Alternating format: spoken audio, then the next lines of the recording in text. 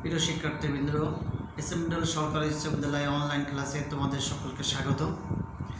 আজকে অষ্টম শ্রেণীর গণিত বইয়ের সপ্তম অধ্যায়ের সেট নিয়ে আলোচনা করব। সুতরাং আজকে আমাদের আলোচ্য বিষয় হচ্ছে সেট। তো অষ্টম শ্রেণীর সেট বিষয়ে আমরা আলোচনা করব। শিক্ষার্থীবৃন্দ, তোমরা আজকের পাঠে মনোযোগী হও। তাহলে আমরা শুরুতে জানব সেট কি। তাহলে আমাদের আলোচ্য বিষয় হচ্ছে সেট।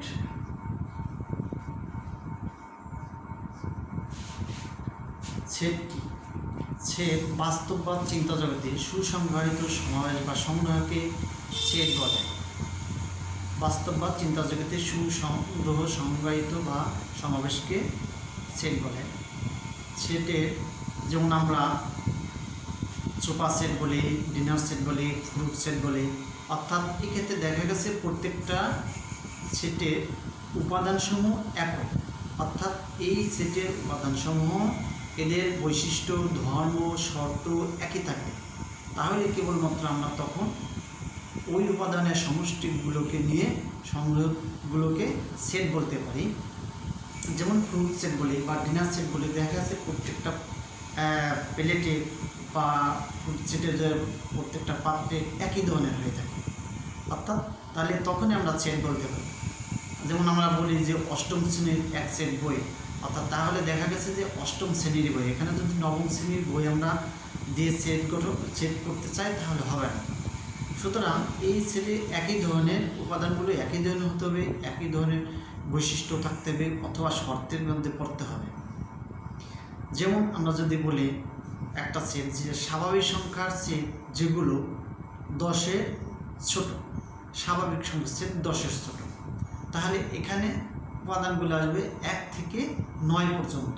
স্বাভাবিক, কারণ আমরা জানি স্বাভাবিক সংখ্যাগুলো হচ্ছে 1, 2, 3 এভাবে অসীম পর্যন্ত। যেহেতু বলা হয়েছে যে 10-এর ছোট, সেক্ষেত্রে তাহলে 1 থেকে 9 পর্যন্ত সংখ্যাগুলি নিয়ে গঠিত যে উপাদান সংগ্রহ 1 থেকে 9, 1, 2, 3, 4, 5, 6, 7, 8, 9। তাহলে এখানে বলতে হচ্ছে স্বাভাবিক সংখ্যা যেগুলো 10-এর ছোট। তাহলে 10-এর ছোট 1 থেকে 9 পর্যন্ত সংখ্যাগুলি নিয়ে গঠিত যে উপাদান, সেগুলো নিয়ে যে সংগ্রহ করা হলো বা সমাবেশ করা হলো, এটাই একে বলা হবে সেট। অর্থাৎ স্বাভাবিক সংখ্যার সেট যা 10 থেকে ছোট। এভাবে আমাদের সেট প্রকাশ করা যাবে। আবার সেট আমাদের প্রকাশ পদ্ধতি দুইটা আছে, একটা হচ্ছে সেট গঠন পদ্ধতি, একটা হচ্ছে সেট তালিকা পদ্ধতি। তাহলে তোমরা যে বোর্ডের যে সেটটা দেখতে পাচ্ছ, এটাকে আমি যদি এ দ্বারা চিহ্নিত করি, তাহলে এই সেটটা হবে তালিকা পদ্ধতি। তালিকা পদ্ধতিকে এবং দুই পাশে সেকেন্ড ব্র্যাকেট থাকবে অবশ্যই সেটে, এবং উপাদানসমূহ কমা দিয়ে থাকবে, মাঝখানে উপাদানগুলো কমা দেওয়া থাকবে। এটা হচ্ছে তালিকা পদ্ধতি।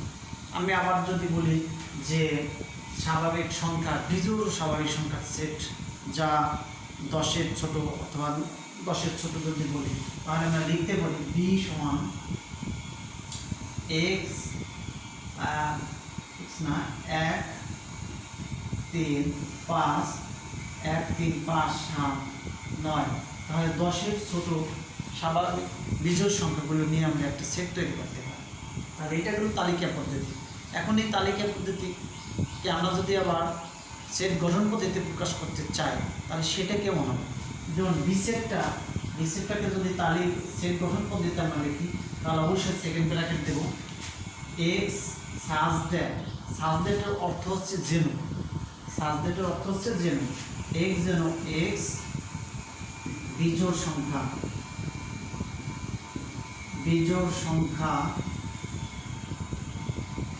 এবং এক্স লেস দেন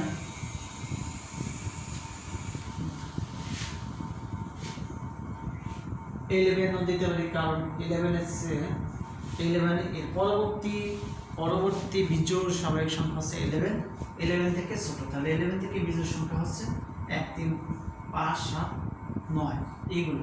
তাহলে এক্স বিজোড় সংখ্যা এবং এক্স হচ্ছে 11 হচ্ছে ছোট। তাহলে এইটা হচ্ছে সেট গঠন পদ্ধতি। সেট গঠন পদ্ধতিতে আমি বলেছিলাম যে সেট গঠন পদ্ধতিতে এর ভিতরে শর্ত দেওয়া থাকবে অথবা ধর্ম দেওয়া থাকবে অথবা বৈশিষ্ট্য দেওয়া থাকবে।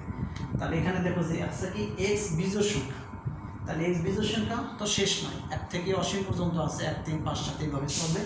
তাহলে দেখা যাচ্ছে 11 থেকে ছোট, 11 থেকে ছোট আছে 1 3 5 7 9, এই 5টা আছে 11 থেকে ছোট বিজোড় সংখ্যা, বিজোড় স্বাভাবিক সংখ্যা। আর এইভাবে সেট গঠন পদ্ধতি প্রকাশ করা যাবে। আর উপরে যদি কমা দেওয়া থাকে এটা তালিকা পদ্ধতি প্রকাশ করা যাবে। তাহলে আমরা জানলাম সেট গঠন পদ্ধতি, তালিকা পদ্ধতি। এছাড়া আরও সেট প্রকাশ পদ্ধতি আছে, সেটের প্রকারভেদ আছে, যেমন সসীম সেট, সসীম সেট, অসীম সেট। যে সেটের উপাদান সংখ্যা গণনা করে নির্ধারণ করা যায় সে সেটকে সসীম সেট বলে, আর যে সেটের উপাদান সংখ্যা গণনা করে নির্ধারণ করা যায় না তাদেরকে অসীম সেট বলা হয়। তাহলে এখানে খেয়াল করো শিক্ষার্থী, কিন্তু সসীম সেট, এই বি সেটটা এ সেটটা সবগুলোই সসীম সেট, কারণ এদের উপাদানগুলো গণনা করে শেষ করা যাচ্ছে। যেমন বি সেটের উপাদান এখানে আছে 5টি, 1 3 5 7 9, এখানে উপাদান আছে 5টি। আবার উপরে আছে এ সেট উপাদান 1 থেকে 9 পর্যন্ত স্বাভাবিক সংখ্যা আছে, এর উপাদান হচ্ছে 9টি। তাহলে এইটারও এ সেটটারও উপাদান সংখ্যা গণনা করে শেষ করা যায়। তাহলে আমাদের অসীম সেট কোনটা হতে হবে? অসীম সেট যদি বলি বি স্বাভাবিক সংখ্যা সেট এন, এনকে স্বাভাবিক সংখ্যার সেট যদি হলো 1 2 3 4 এইভাবে যদি অসীম পর্যন্ত ডট ডট দেওয়া হয় তাহলে এই সেটটাকে বলা হবে অসীম সেট। সেটাকে অথবা স্বাভাবিক জোড় সংখ্যা সেট, স্বাভাবিক বিজোড় সংখ্যা সেট, এগুলো হচ্ছে অসীম অসীম সেট। আবার বাস্তব সংখ্যার সেট, এগুলো হচ্ছে অসীম সেট, কারণ এগুলো শেষ নেই, সংখ্যা এগুলো শেষ নেই, এগুলোকে বলা হবে অসীম সেট। এরপর আমরা জানবো ফাঁকা সেট। ফাঁকা সেট কাকে বলা? যদি কোনো সেটের উপাদান সংখ্যা না থাকে তাহলে তাকে ফাঁকা সেট বলা হয়। ফাঁকা সেটকে সেকেন্ড ব্র্যাকেট দিয়ে, ফাঁকা সেটকে, এটা একটা ফাঁকা সেট, ফাঁকা সেট, ফাঁকা সেট সেকেন্ড অডি দ্বারা প্রকাশ করা হয় অথবা দুই পাশে সেকেন্ড ব্র্যাকেট দিয়েও প্রকাশ করা হয়। অডি অথবা এটার নাম হচ্ছে অডি বা ফাই, এটার নাম হচ্ছে ফাই, এটার নাম হচ্ছে ফাই, ফাই, অডি বা ফাই, এটাকে ফাঁকা সেট বলা হয়। ফাঁকা সেটকে দুই পাশে সেকেন্ড ব্র্যাকেট দিয়ে ভিতরে কোনো উপাদান না লিখেও এভাবে প্রকাশ করা যায়। এরপর প্রকাশ করার আরও পদ্ধতি আছে। ভেন চিত্রের মাধ্যমে সেটকে প্রকাশ করা যায়। আমরা এখন জানবো ভেন চিত্রের মাধ্যমে কীভাবে প্রকাশ করা যায়। ভেন চিত্র সাধারণত আয়তক্ষেত্র, বৃত্ত এগুলো দ্বারা চিহ্নিত করা হয়। যেমন আমি এ সেট, এ যদি লিখি 1 2 3, আবার বি যদি লিখি যে 3 4 5, এই দুটো সেটের মধ্যে ভেন চিত্রের মাধ্যমে কীভাবে প্রকাশ করা যায়?